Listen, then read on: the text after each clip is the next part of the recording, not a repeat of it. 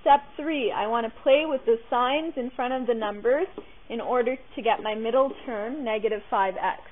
Can I play with 6 and 1 in order to get negative 5x?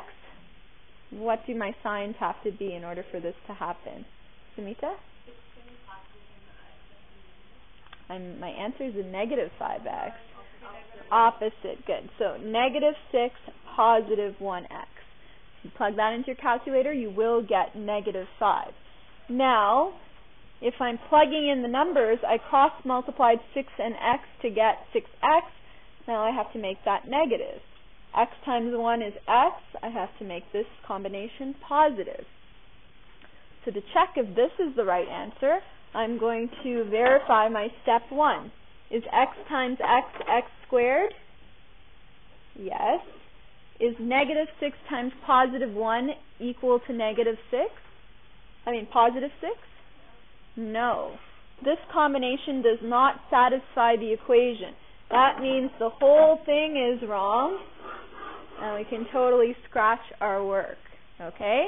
So trial and error, sometimes you're going to have to scratch out what you do, but when you get to the grade 11 level, you can do this very quickly, and the trial and error method is much faster than the decomposition method. Okay? Let's work with a question. The only way to get good at trial and error is by doing as many problems as possible to practice. So let's do a question that involves a number in front of the x squared.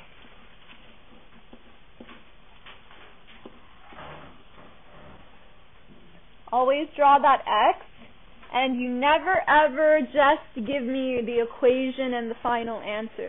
You have to always show me this process on your test and in your assignments in order to get full marks. When you get to grade 11, then you can skip the whole process.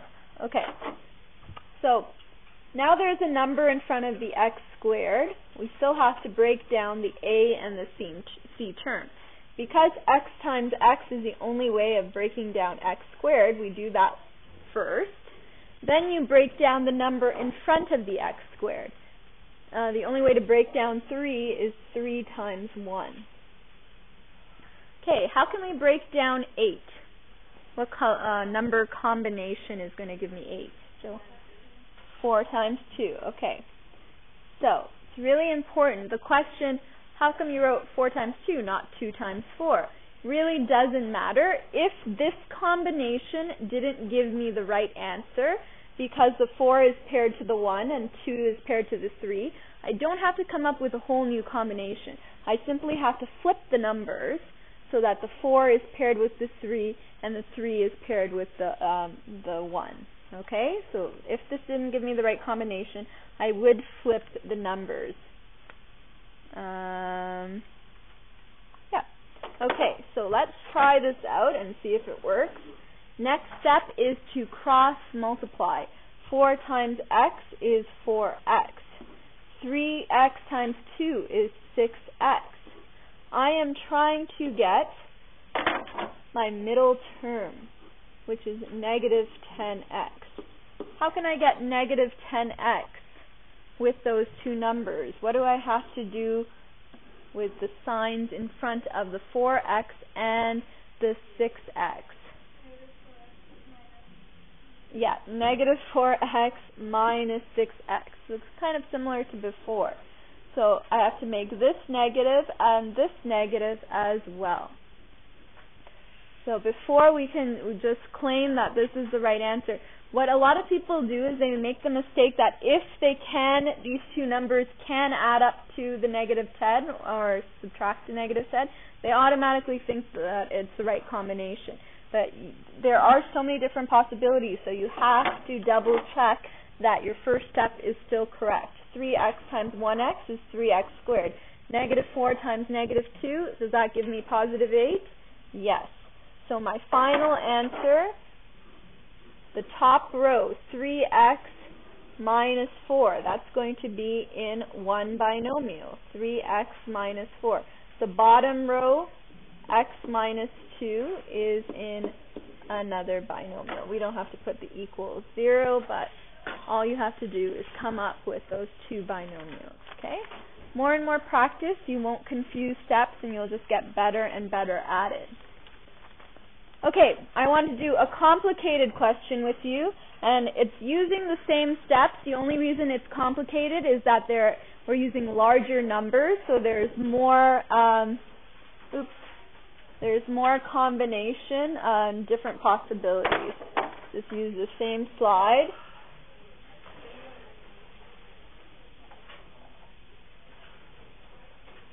So remember, your problem set / seminar activity is going to be based on everything you learned today. Okay, so I'm going to use 15x squared minus 23x minus 28.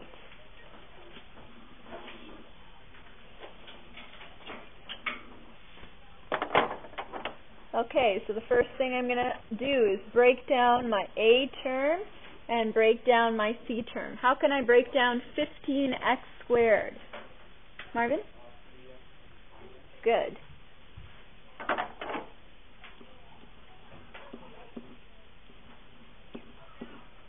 How about negative 28? How do I break down negative 28? Yep, Joelle. 4 and 7. Okay, when we cross multiply, 5x times 7 gives me 35x. 3x times 4 is 12x. How do I get my sum, which is my middle term, negative 23x? And keep in mind this is a negative. Write that better. Negative 23x. What do the signs have to be in front of the 35 and the 12? Allison, you want to give it a shot?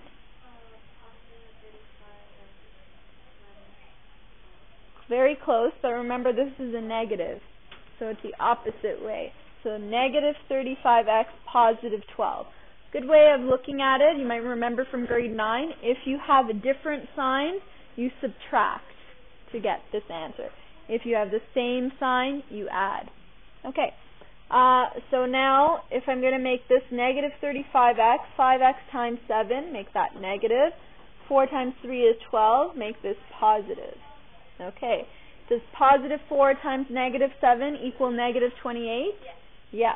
5x times 3x is 15x squared. So I have the right combination.